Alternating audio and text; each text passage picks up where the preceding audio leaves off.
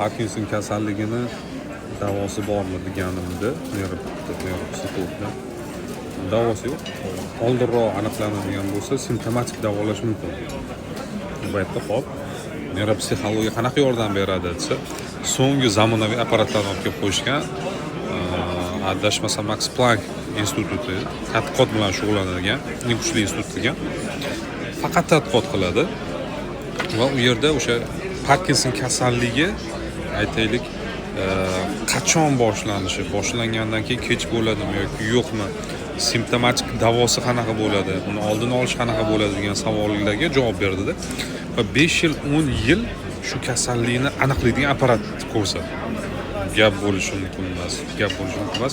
Psixologiya shu darajada rivojlanganki, o'zini aytaylik, o'zini fikrini aytmaydi psixolog. Bu yerda faqat va faqat tadqiqot bo'yicha gapiradi. Eng zo'r rivojlangan davlatlardan biri hisoblanar ekan, aynan psixologiyasi o'sha kuchli Germaniya.